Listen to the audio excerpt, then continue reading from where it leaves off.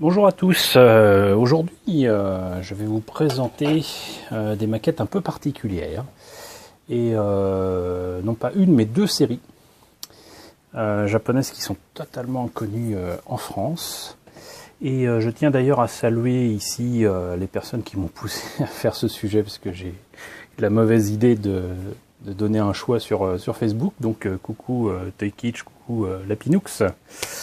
Et bien d'autres. Bon, on m'a dit, vas-y, parle de cette série. On en entend parler assez peu. Et de quoi n'entend-on pas parler beaucoup en France? C'est de Dorvac. Voilà. Il s'agit donc de cette série et dont on connaît les robots sans le savoir depuis 1984, puisqu'en fait l'hélicoptère transformable en robot que vous voyez là à l'écran est un modèle en jouet, beaucoup plus grand que cette maquette, qui nous est parvenu par le biais des Transformers, avec pratiquement la même chose, mais dans un bleu un petit peu plus clair, et sous le nom de Whirl. Voilà.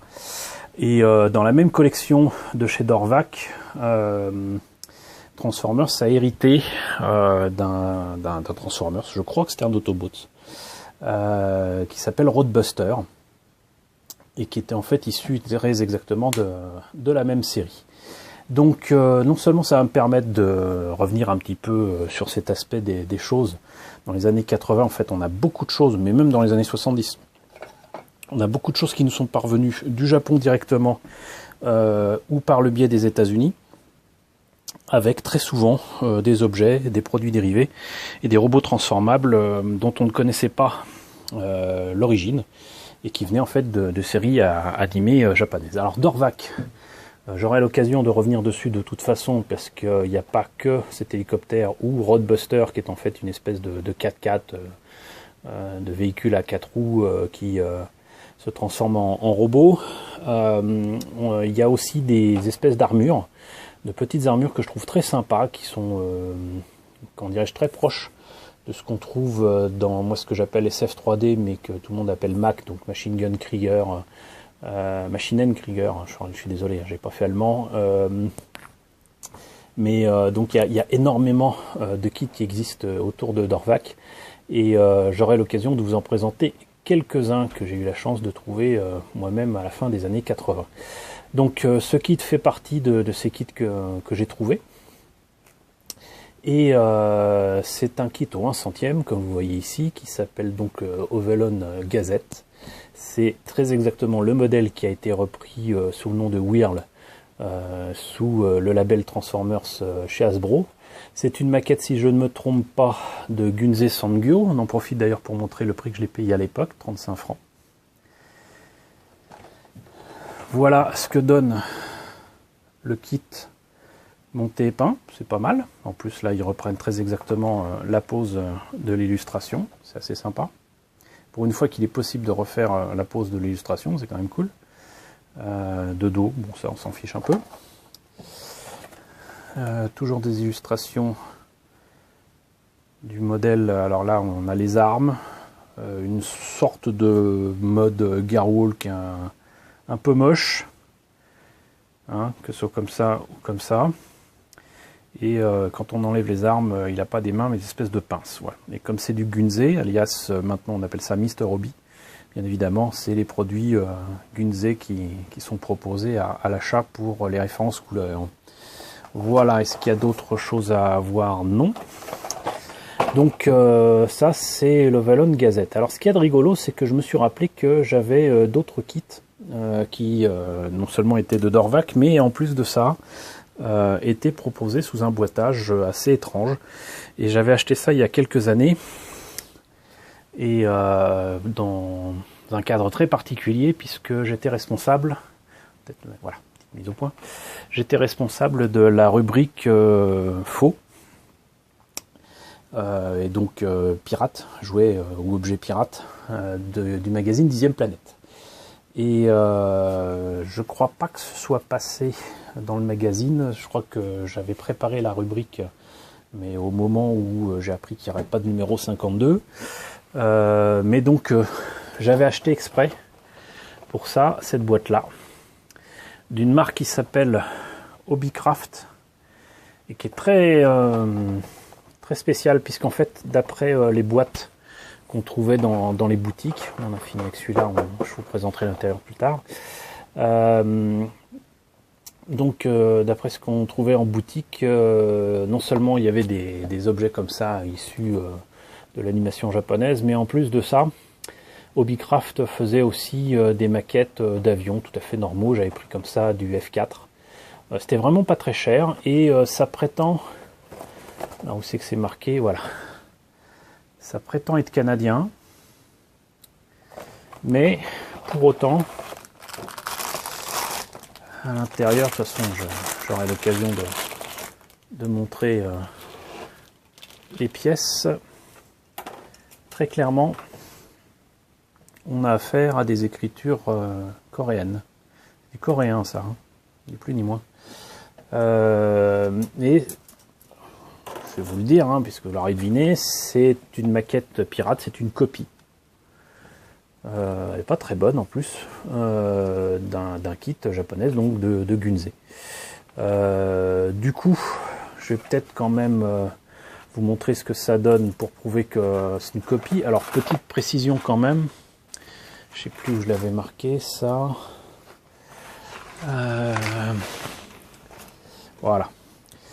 Donc, ce qui est marqué Net Defender Email attaqueur du net est en fait le variable machine Gazette d'Orvac VH64A. Et donc a priori c'est un modèle différent de celui-ci. En fait, il n'a pas la même tête. Et je crois qu'il n'a pas les mêmes armes, mais voilà, mais sinon c'est exactement le même modèle. Je crois qu'ici il y a une partie de la tête, alors autant la sortir. Hop. Viens là toi.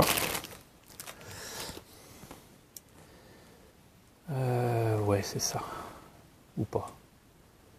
Ouais, voilà. Donc en fait, ça va pas être super visible. Mais la tête a une forme différente. Mais c'est peut-être les armes, ça. Voilà, c'est peut-être ça la tête. J'ai du mal à m'y retrouver très sincèrement, mais on va voir ce que ça donne avec les grappes de la maquette bel et bien japonaise. Et on remarquera immédiatement que, déjà, j'avais commencé à le monter. Mais si on veut faire une petite comparaison, bah déjà, on voit que c'est très exactement les mêmes pièces. Hein, la même forme et tout. Si je sors même la grappe dont c'est tiré. Alors évidemment, si j'ai tout enlevé, ça aide pas. Mais voilà, c'est exactement la même grappe. Ici, on voit bien que c'est la même grappe. Et enfin, ici, ça confirme que c'est pas les mêmes armes et pas la même tête. Là, il y a une grappe différente pour les armes et la tête. Voilà. Et quand même des petits polycaps. C'est très différent. Donc j'avais commencé à le faire comme vous voyez. Mais il y a un autre truc qui prouve que c'est une copie, outre que bah, ça se voit sur les pièces et sur les grappes que ça a été modifié. Hein, ils ont mis des trucs en coréen, là où c'était bien évidemment en japonais avant. Donc voilà, ici, japonais. Et ah bah, ils l'ont carrément changé.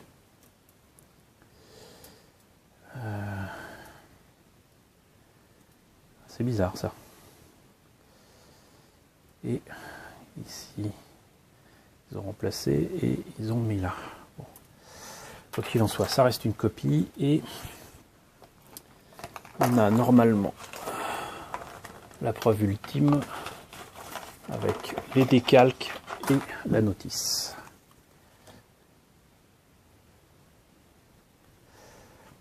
Alors, Ça, c'est la copie. On lit à peine ce qui est écrit sur les textes. Le caution et no push, c'est pas très bien imprimé. Et c'est complètement décalé entre le jaune, le noir, etc. ici pour no tape. Et là on voit bien écrit ici en coréen. Et là on peut comparer avec la planche japonaise. Déjà il y a du blanc. Et les nose tape sont tout à fait lisibles et correctement imprimés.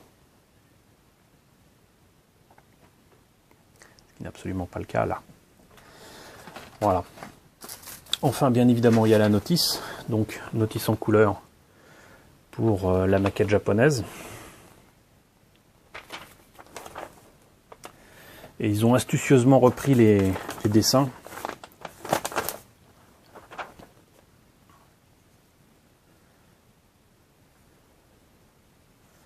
C'est pas exactement la même chose, mais c'est repris des mêmes dessins. Ils ont juste changé la configuration et la mise en page du document. Donc voilà, mais c'est pas terminé puisque en fait ces kits d'Orvac, ils sont parvenus en France dans les années 2000 en pirate et issus donc ici de d'Orvac, n'étaient pas seuls, c'est-à-dire qu'il y a écrit donc Net Warriors, les défenseurs cybernéticiens de la Terre se lancent à la rescousse. Lord Virus et ses guerriers vicieux réussiront-ils à corrompre le net? Bon, je ne vais pas dire ce que j'en pense, vous le devinez très bien. C'est supposé donc être du 1 centième, mais c'est effectivement du 1 centième pour le truc original. Mais on a d'autres kits qui sont présentés ici.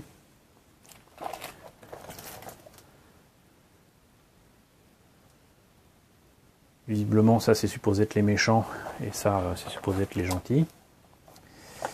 Et donc il se trouve qu'en fait, ces kits-là, que je n'ai pas trouvés, sont issus d'une série qu'on ne connaît absolument pas en France, qui s'appelle Panzer World Gallant, qui est une série japonaise qui, je ne vais pas dire surf, mais exploite à peu près la même idée que Aura Battle Dunby que je vous ai déjà présenté.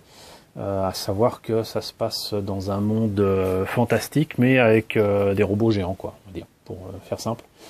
Voilà, donc c'est de l'heroic fantasy, mais avec des mechas. De la mecha fantasy, je sais pas si ça se dit. Donc voilà. Et de l'autre côté, en plus donc de l'hélicoptère Gazette, bah là c'est très clairement du Leisner, qui est une série, je crois, de 87, 86 ou 87, et qui était assez étrange aussi dans son genre. C'est très clairement du Ken le survivant avec des mechas. Les pilotes ou les méchants sont habillés comme les méchants de Ken le survivant. C'est assez spécial. Il y avait eu bien évidemment des kits. Et si je n'ai pas trouvé du Panzer World Gallant, par contre, j'ai trouvé du Leisner. Et pour gagner de la place, j'ai fait comme d'habitude, à savoir que j'ai réuni des boîtes. Et là, par exemple, vous avez donc ce Sirfur et RAM qui sont dans une seule et même boîte. Alors là, par contre, il est indiqué 1 centième. Je ne suis pas persuadé que ce soit du 1 centième. On voit donc que là, il continue de prétendre que c'est canadien, alors que très clairement, les grappes indiquent une origine coréenne. La notice et un kit très simple et très petit, je trouve, pas très articulé, avec quand même un cockpit et une verrière transparente mais rouge. Voilà. Moi à l'œil nu je vois que c'est pas terriblement moulé, hein. C'est pas vraiment ça. Je ne sais sincèrement pas si je les montrerai un jour, parce que simplement au départ je les avais achetés pour en parler dans 10e Planète, mais en plus de ça il est possible que ce soit intéressant à montrer comme cas d'école et comme truc à étudier concernant des détournements de licence. Et donc ce modèle-ci par contre il est carrément en bleu et en rose, très fléchi, n'est-ce pas? Et là pareil, un petit cockpit des familles en rouge translucide. Voilà. Donc des kits un peu particuliers, une marque Hobbycraft que je ne vous conseille pas. J'ai eu l'occasion aussi de comparer les kits originaux du F4. Alors je ne sais plus si c'était du Hasegawa ou quoi, mais j'étais tombé sur donc le kit original du F4 et j'ai immédiatement compris que c'était la même chose que ce que j'avais vu en Hobbycraft, avec un F4 que j'avais trouvé très décevant, que ce soit dans la qualité de ses décalcos ou la qualité des pièces reproduites et moulées. Et j'ai pu constater qu'effectivement c'était tout simplement parce que c'était un kit pirate. Voilà. Donc c'était une petite présentation que j'espérais rapide, mais 15 minutes c'est pas mal quand même pour 4 kits, qui vous lance du coup un sujet autour de Dorvac. Vous savez désormais que Whirl est bel et bien un robot japonais à l'origine issu de cette série qui est donc Dorvac. Que certains kits sont arrivés en France de manière totalement pirate par une société nommée Hobbycraft, présentant à la fois du Dorvac, du Leisner et du Galliant. Donc c'est toujours bon à savoir. Et voilà, donc ça permet de lancer de nouveaux sujets. J'aurai l'occasion malheureusement aussi de vous montrer ce que donne... Et merde, pardon. Ce que donnent des kits pirates d'autres marques, notamment Bandai. On a la chance quand même en France d'avoir très peu, voire pas du tout, de kits pirates Bandai autour notamment de Gundam. Mais j'ai réussi à en avoir en vide-grenier que j'avais pris là aussi par curiosité pour en parler dans Dixième Planète, notamment à Strike Gundam IWSP, qu'un gars avait acheté apparemment en Thaïlande, enfin dans un pays d'Asie où là très clairement on trouve plus facilement et pas cher du pirate que de l'officiel Bandai. Une personne m'avait aussi offert un très gros kit de Gundam Seed, le Meteor Unit 144. Elle s'était fait avoir, elle était très déçue et donc du coup elle m'a filé ce kit là pour faire pénitence, on va dire. Je lui ai filé d'autres kits à côté de ça, histoire de faire en sorte qu'elle puisse au moins en repartir avec des kits valables. Et on verra ça, un de ces quatre. C'est pas spécialement intéressant, mais c'est intéressant dans le sens où faut pas les acheter, déjà c'est sûr. Mais en plus de ça, faut savoir ce qu'on achète. Et bah quand on sait pas, donc on peut se faire avoir à n'importe quel moment. On croit que c'est du Bandai et puis en fait c'est du Bendy ou je sais pas quoi, et c'est les mêmes images et on sait pas faire la différence entre du chinois, du coréen ou du japonais. On se fait avoir. Puis parfois c'est aussi quand même écrit en japonais, c'est pas du japonais pour autant. Donc faut se méfier un petit peu, mais heureusement en France on n'a pas trop d'efforts à faire à ce niveau-là et j'en ai vu très rarement en vente en France. Les boutiques qui s'étaient amusées à le faire il y a quelques années ont vite retourné leur veste, on va dire, ou se sont eux-mêmes fait avoir, donc entre guillemets ils sont excusés et se sont mis à vendre très rapidement des produits officiels. Voilà, donc écoutez, j'espère que ce sujet vous aura intéressé. N'hésitez pas à me dire ce que vous en pensez dans la section commentaires. N'hésitez pas à liker, n'hésitez pas à partager. Alors j'insiste là-dessus, mais vraiment, partager, c'est ce qui permet vraiment à la chaîne de se faire connaître. Donc si vous avez aimé, raison de plus, éventuellement de partager par exemple sur les réseaux sociaux ou sur Twitter ou ce que vous voulez. Mais vraiment j'ai pu constater grâce à mes amis Toy Kitsch et Archeo Toys que le partage, notamment le fait de présenter une chaîne, c'est quand même ce qui lui permet de vivre et puis d'évoluer. Donc n'hésitez pas à partager, puis surtout n'hésitez pas à vous abonner si ce n'est pas déjà fait. Moi je vous dis en tout cas à très bientôt pour la présentation de nouveaux kits Dorvac, éventuellement Leisner, et je crois que j'ai peut-être un kit de Panzer World Galliant, et en plus je crois même que c'est un Centaure. Donc voilà, merci à vous tous en tout cas de me suivre et à très bientôt.